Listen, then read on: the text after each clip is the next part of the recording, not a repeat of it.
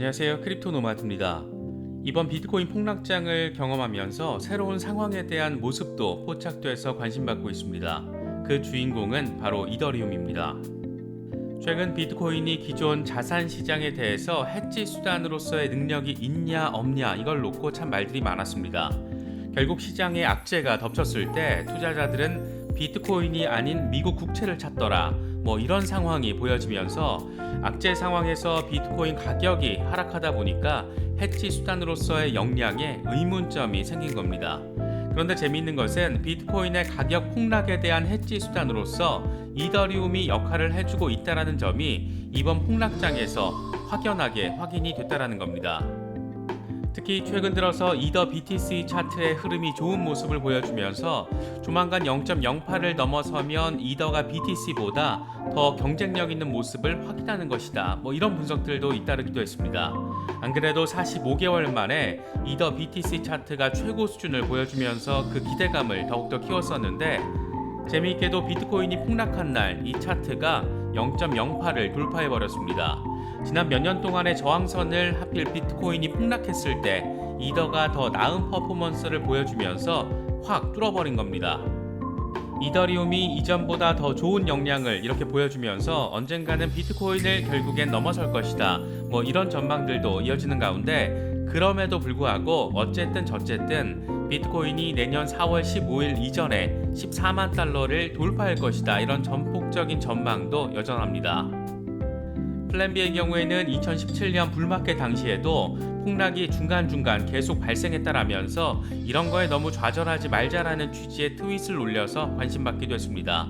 사실 3에서 40% 수준의 하락이 엄청난 수준의 폭락이긴 한데 돌이켜보면 이런 폭락들 이후에 꾸준히 상승했던 과거의 역사가 존재하는 것도 분명한 또 엄연한 사실이기도 합니다.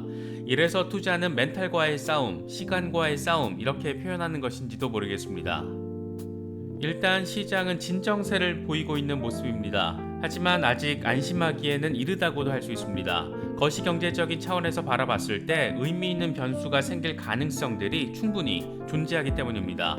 이번 영상에서는 검은 토요일을 만들어버린 크립토 마켓 폭락 이런 상황에서 어떤 인사이트를 얻을 수 있는지 또 앞으로 어떤 변수들이 남아있는지 등을 집중적으로 살펴보도록 하겠습니다. 본격적인 시작에 앞서서 좋아요와 구독 또 알림 설정 꼭 부탁드리겠습니다. 더불어 크립토 블라블라 후원 멤버십과 관련해서도 많은 관심과 성원 부탁드리겠습니다. 영상 제작에 아주 큰 도움 된다는 말씀 함께 드립니다. 그럼 시작하겠습니다. 먼저 비트코인 상황입니다. 비트코인은 하루 전에 악몽을 조금은 떨쳐내고 49,000달러를 회복하는 모습을 보이고 있습니다. 이번 폭락 당시 후오비 거래소에서는 비트코인이 순식간에 28,800달러까지 폭락한 것이 포착되기도 했는데 이런 순간에 매수를 할 수 있는 용기를 낸다는 것은 참으로 진정 쉽지 않은 일 같습니다. 공포 탐욕 지수는 하루 전보다 7포인트 하락한 18을 기록하면서 극단적인 공포 상태가 이어지고 있습니다. 비트코인 도미넌스는 40%대로 후퇴하면서 연중 최저치에 근접한 상황입니다. 비트코인의 영향력이 그만큼 빠져 있다는 것으로 볼 수 있습니다. 비트코인이 이렇게 기운 빠진 모습을 보이고 있지만 그럼에도 불구하고 중장기적인 강세 관점은 계속해서 이어지고 있습니다. 암호화폐 대출 플랫폼 셀시우스의 CEO 알렉스 마신스키는 비트코인이 2022년 4월 15일 이전에 14만 달러 수준의 최고치를 경신할 수 있다라는 입장을 거듭해서 밝혔습니다. 마신스키는 키코뉴스와의 인터뷰에서 비트코인이 사용자 보호를 강화하는 템루트 업그레이드로 가격 상승이 기대될 때 오히려 급락한 것과 관련해서 비트코인은 기술이 아니라 커뮤니티의 신뢰에 의해서 가격이 결정된다 이렇게 말했습니다. 그러면서 비트코인은 기술 혁신에 의해서 움직인다고 생각하지 않는다. 비트코인은 가치 저장소로서 수요와 공급에 의해 결정된다. 얼마나 많은 매수자가 있고 또 매도자가 있는지 이건 커뮤니티의 신뢰에 따라서 비트코인이 움직인다 이렇게 설명했습니다. 이어서 비트코인 가격은 내년에 14만 달러에서 16만 달러의 최고가를 기록할 것이다. 내년 세금 납부일인 4월 15일 이전이거나 2분기로 늦춰질 수도 있다. 이 가격 수준에서는 매도 욕구가 강해져서 비트코인은 다시 8만 달러에서 9만 달러 수준의 바닥을 형성할 것이라고 분석했습니다. 플랜 B의 경우에는 비트코인이 폭락한 당일 나는 이런 날에는 컴퓨터를 끄고 밖으로 나가 오랜 시간 동안 달리기를 한다. 이렇게 트위터를 통해 밝혔습니다. 그는 롱런이라는 표현을 사용했는데 투자도 이렇게 롱런의 관점에서 장투하자 이런 취지로 해석할 수 있는 그런 부분입니다. 그는 특히 2017년 강세장 때의 차트도 함께 공유했는데 2017년은 지난번 반감기의 다음 해로 연초 1000달러를 돌파한 비트코인이 2만 달러까지 기록적인 상승세를 보이면서 초강세장을 이끌었던 시기였습니다. 플랜비는 당시 비트코인이 상승하는 과정에서 30에서 40% 수준의 폭락이 중간중간 모두 6차례 있었다는 것을 콕 집어서 지목했는데 강세장이라는 거시적인 프레임 안에서 3에서 40% 수준의 폭락은 비트코인 시장에서 상당히 빈번하게 발생했고 그런 엄청난 수준의 폭락이 있어도 아무렇지 않게 우상향을 그리면서 강세 패턴을 이어간 것이 비트코인이라는 점을 강조한 것으로 볼 수 있습니다. 이더리움 역시 비트코인 폭락의 여파에서 비껴나갈 수는 없었지만 상대적으로 단단한 역량을 보여주면서 알트코인 대장으로서 알트코인들의 시세 회복을 견인한다 이런 평가를 이끌어내고 있습니다. 이더리움은 3,500달러 수준까지 폭락했지만 현재 4,100달러 선까지 회복한 모습을 보이고 있습니다. 시가총액은 4,800억 달러대 수준으로 지난 7일 동안 비트코인이 9% 넘게 빠진 반면 이더리움은 오히려 2% 가까이 상승세를 보였습니다. 특히나 주목되는 것은 이더리움 도미넌스 차트인데 비트코인 도미넌스가 연중 최저 수준에 근접한 모습을 보이는 가운데 이더리움 도미넌스는 21%를 돌파하면서 2018년 5월 이후에 최고 수준을 기록하고 있습니다. 그만큼 현재 시장에서 이더리움의 영향력이 그 어느 때보다 커진 상황이라는 점 확인할 수 있는 그런 지표입니다. 이와 관련해서 코인텔레그래프는 암호화폐 폭락장에서 이더의 손실도 컸지만 이더 BTC 페어는 3년 만에 최고치를 기록하면서 비트코인 가격 폭락의 해지 수단으로 역할을 했다.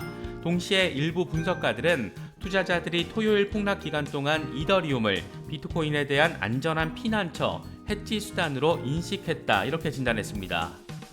암호화폐 거래 플랫폼 비트판다의 최고 책임자는 이더 BTC의 11월 종가는 지난 45개월 동안 최고치를 기록했다.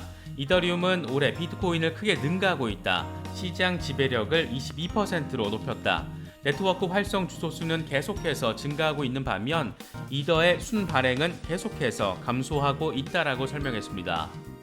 실제로 이더리움의 소각 시스템이 가동된 지난 8월 5일 런던 하드포크 이후에 이더는 비트코인보다 더 나은 가치 저장소가 됐다라는 분석도 나오고 있는데 런던 포크 이후 이더의 연간 공급 증가율은 0.98%로 비트코인 공급의 1.99% 증가와 비교했을 때 현저하게 낮은 수준입니다. 시장에 공급되는 비율이 그만큼 낮기 때문에 가치 저장 수단으로서의 주목도 역시 높아질 수밖에 없다라는 겁니다.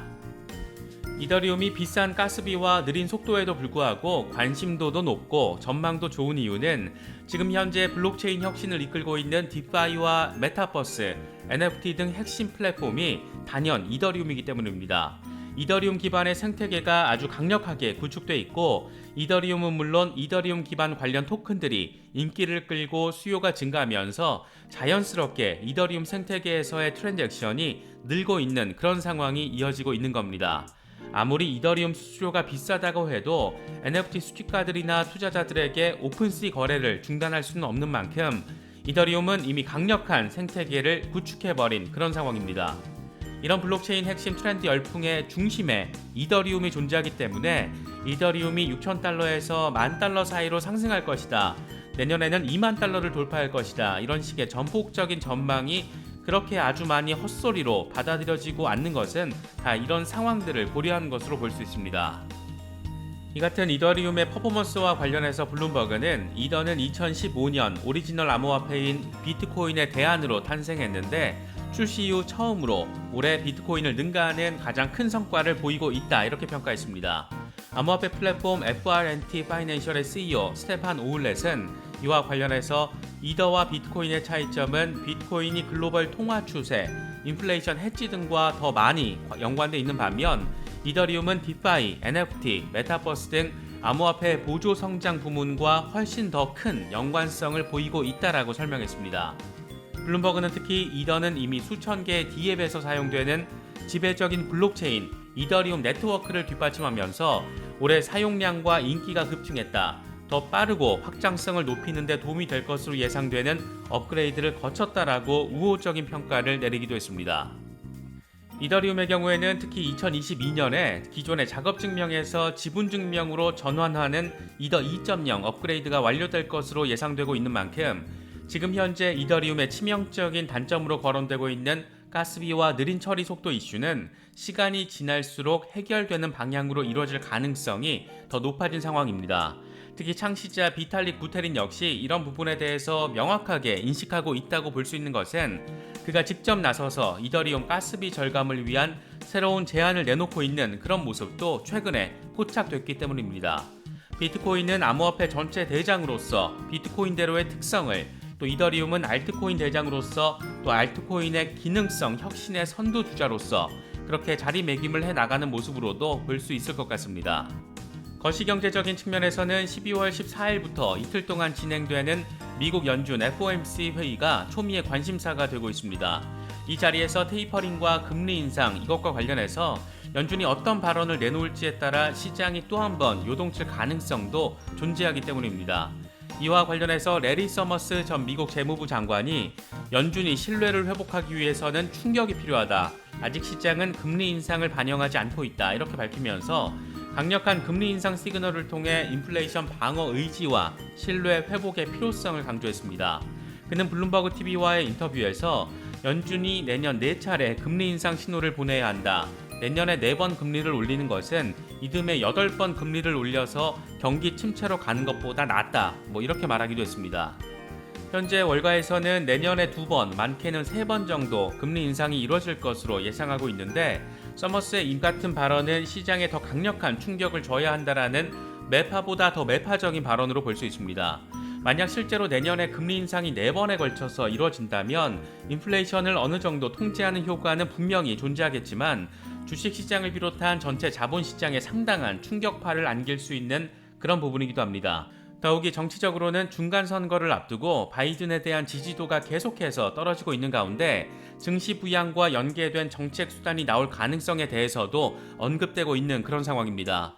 주식을 노후자금으로 삼고 있는 대부분의 미국인들에게 주가 급락을 안겨봤자 선거에 좋을 거 하나도 없다. 이런 취지의 분석들 외신을 통해서 계속적으로 확인할 수가 있습니다. 어떤 식의 정책 방향이 내려질지 아직 단언하기는 어렵지만 의미 있는 수준의 유동성이 12월 15일 전후로 발생할 수 있다는 점은 투자에 있어서 꼭 참고하실 필요가 있어 보입니다. 이런 가운데 골드만삭스는 이번 주말 고객들에게 발송한 보고서를 통해서 미국의 내년 경제 성장률을 기존의 3.3%에서 2.9%로 하향 조정했습니다. 골드만삭스는 오미크론 확산이 미국 경제를 완만하게 둔화시킬 것으로 본다라면서 올해 성장률 전망치도 4.2%에서 3.8%로 낮췄습니다. 그러면서 오미크론이 서비스 지출에 완만한 영향을 줄 것 같지만 공급망 병목을 가중시킬 수는 있다라고 전망했습니다. 이래저래 거시경제 전반을 둘러싼 환경이 호의적이지 않은 그런 모습을 보이는 가운데 과연 암호화폐 시장을 포함해서 자본시장 전반에 어떤 영향을 끼치고 또 연말에 어떤 모습을 보일지 주목되고 있습니다. 이번에 준비한 영상은 여기까지입니다. 어려운 시간들이 지나고 있는데 시장 상황을 바라보시는 데 있어서 조금이나마 도움이 될 수 있으면 좋겠습니다. 영상이 도움이 되셨다면 좋아요와 구독 또 알림 설정 꼭 부탁드리겠습니다. 영상 제작에 아주 큰 도움 된다는 말씀 함께 드립니다. 언제나 성투하시기를 기원하겠습니다. 시청해주셔서 감사합니다. 지금까지 크립토 노마드였습니다.